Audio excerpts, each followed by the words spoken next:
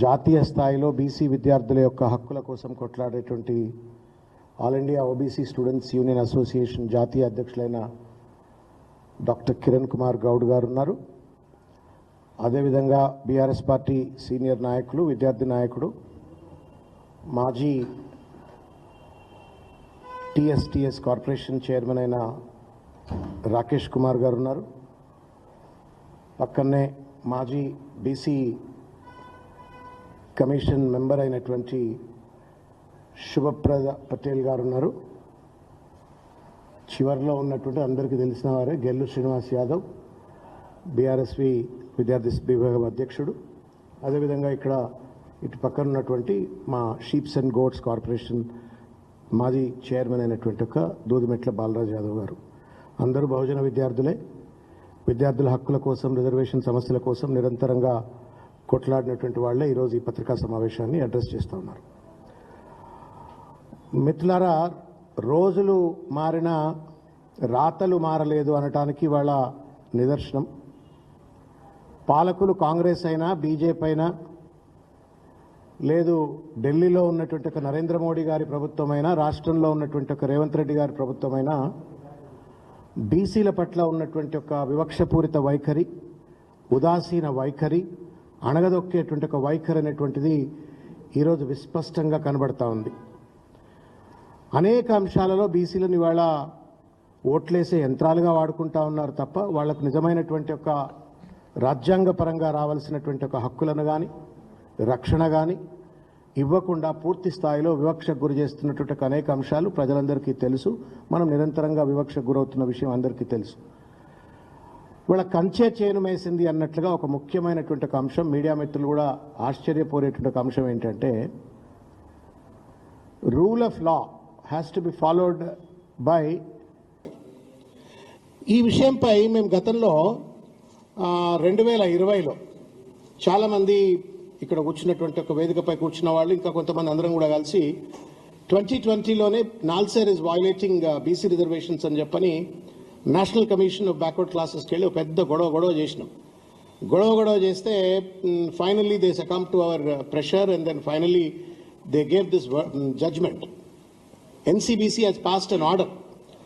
ఏమని అంటే NCP file number NCBC 061011320119 CP/AT ఇది 20 జనవరి 20 నాడు పాస్ చేసిన ఆర్డర్. ఇది స్పష్టంగా దీంట్లో ఆర్డర్లో ఏమిస్తారు అంటే, and we are one of the petitioners.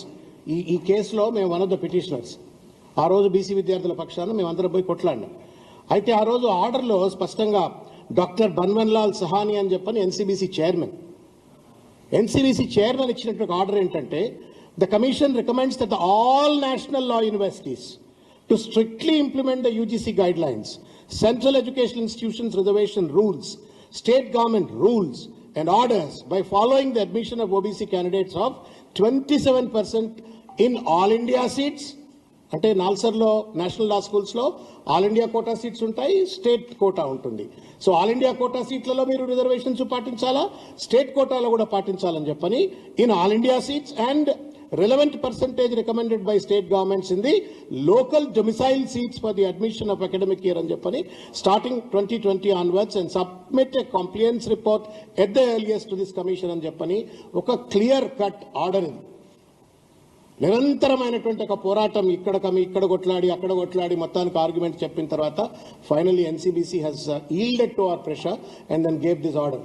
దురదృష్టం ఏంటి అంటే, చట్టాలు ఉంటాయి, కమిషన్లు రాజ్యాంగ నిబద్ధత కలిగినటువంటి కమిషన్లు ఆర్డర్లు ఇస్తాయి, బీసీల ఓట్లు రావాలా, కానీ బీసీలకు మాత్రం ఇవాళ రిజర్వేషన్లు మాత్రం పూర్తి స్థాయిలో అమలు కావట్లేదు.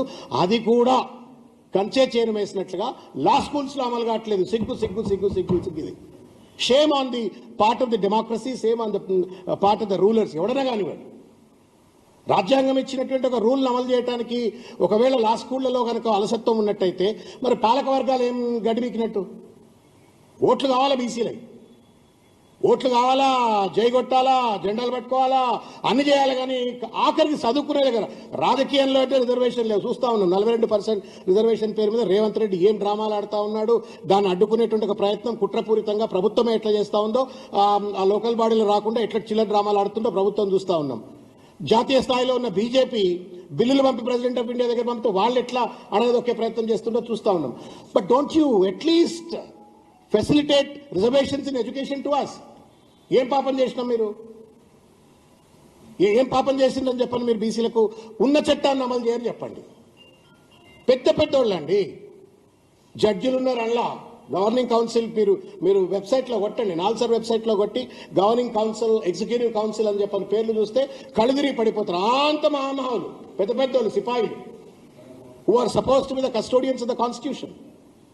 వాళ్ళందరూ ఉంటారు. రిజర్వేషన్లు ఇవాళ నాల్సర్లో అమలు కావట్లేదని చెప్పిన విషయాన్ని పురస్కరించుకొని మేమంతా కలిసి ఈరోజు ఈ లెటర్ ధర్మేంద్ర ప్రధాన్ గారికి రాస్తా ఉన్నాము. మళ్ళా అవసరమైతే ఢిల్లీకి వెళ్తాం, ఎన్సీబీసీ దగ్గరికి వెళ్తాం, తర్వాత సంబంధిత సుప్రీంకోర్టు బార్ కౌన్సిల్ అధ్యక్షులు, తర్వాత హైకోర్టు బార్ కౌన్సిల్ అధ్యక్షులు, వీళ్ళంతా కూడా they are integral part of the executive council, అందరి దగ్గర కూడా వెళ్తాం. అయితే నేను మీకు చెప్తా, మీకు ఇక్కడ ఎంత అన్యాయమైనటువంటి పద్ధతి పాటిస్తున్నారో ఒక్కసారి నేను మీ దృష్టికి తీసుకొచ్చే ప్రయత్నం చేస్తాను.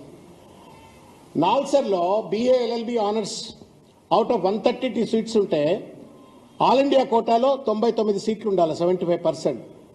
కానీ only 17 seats are reserved for OBCs. ఎంత న్యాయం చెప్పండి? 18% ఇస్తా ఉన్నారు, 27% ఇచ్చే దగ్గర. LLMలో మొత్తం 66 సీట్లు ఉంటే 50 సీట్లు ఉండాలి, 75% ఆల్ ఇండియా కోటా ప్రకారంగా. బట్ కేవలం 10 సీట్లు మాత్రమే ఇస్తా ఉన్నారు. ఎవరి తాత జాగిరిది? What is your problem? Rule of law పాటించడానికి మీ కష్టం ఏంటి? మీ జేబులలో ఉన్నటువంటి ఒక సొమ్మేమన్నా లాక్కపోతున్నామా? మీ ఆస్తులు లాక్కపోతున్నారా? దేనికి మీరు రూల్ ఆఫ్ లా పాటించరు? We are all govern by the constitution, we are all govern by the rule of law. You have no business to violate one single word of the constitution, one single word of the rule of law. మీరు అంత అద్భుతమైనటువంటి ఒక చట్టాలు ఉన్న తర్వాత చట్టాలను న్యాయ విద్యను అందించే సంస్థలే పాటించకపోతే ఇంక ఎవరి దగ్గర పోయి చెప్పుకోవాలా? ఏ అరణ్య రోదనే కాదా, ఇది కంచే చేను వేసినట్టు కాదా అని చెప్పని నేను ప్రశ్నిస్తా ఉన్నాను. దురదృష్టం, చాలా క్లియర్ జడ్జిమెంట్స్ ఉన్నాయి ఈ లెటర్లో, చాలా క్లియర్గా పొందుపరిచినాం. ఇట్స్ వయలేషన్ ఆఫ్ ఆర్టికల్ 15, తర్వాత ఆర్టికల్ 15, ఆర్టికల్ 14, తర్వాత ఇంతకుముందు నేను చెప్పినట్టుగా NCBC ఇచ్చిన ఆర్డర్స్ వయలేట్ చేస్తూ ఉన్నారు. ఈ ఒక్కడే కట్టతంగం కాదు. NLU ఢిల్లీ, తర్వాత RGNU Patiala, NLIU Bhopal, RMLNLU Lucknow, CNLU Patna, NLU Orissa, NLU Mumbai, NLU Shimla, NLU Prayagraj, ఏడదుడు గొంతుకు వస్తున్నారండి. నరేంద్ర మోడీ బీసీ ప్రధానమంత్రి, బీజేపీ తెలంగాణలో నాల్సర్ వాళ్ళ పక్కనే కనబడుతుంది. పొద్దున్న లేస్తే మేము బీసీ రాజ్యం ఇస్తామంటారు, బీసీ రిజర్వేషన్ అయితే నా బండి సంజయ్ గారు మాట్లాడరు, ఇంకోళ్ళు మాట్లాడరు. ఇక రేవంత్ రెడ్డికి అయితే సోయలేదు, ఆయన చక్కదనం మనకు తెలుసు. Is an education minister. అంటే ఈ రకంగా పూర్తి స్థాయిలో బీసీలను అణగదొక్కుతున్న దానికి ఒక లిట్మస్ టెస్ట్, ఒక టిప్ ఆఫ్ ద ఐస్బర్గ్ లెక్క ఇది కనబడతా ఉంది. కాబట్టి మేము చేతులెత్తి నమస్కారం చేసి వాళ్ళ కేంద్ర ప్రభుత్వంలో ఉన్న మంత్రి గారిని కావచ్చు, ఇక్కడ నాల్సర్లో ఉన్నటువంటి ఒక వైస్ ఛాన్సలర్ గారిని, గవర్నింగ్ కౌన్సిల్లో వాళ్ళందరికీ కూడా మేము కాపీలు పెట్టాం. చీఫ్ మినిస్టర్ గారికి, తర్వాత మినిస్ట్రీ ఆఫ్ సోషల్ జస్టిస్కి, తర్వాత నేషనల్ కమిషన్ ఫర్ బ్యాక్వర్డ్ క్లాసెస్కి, సుప్రీంకోర్టు బార్ కౌన్సిల్ వాళ్లకు, తెలంగాణ బార్ కౌన్సిల్ వాళ్లకు, గవర్నింగ్ కౌన్సిల్ అందరికీ కూడా పెట్టాము. దయచేసి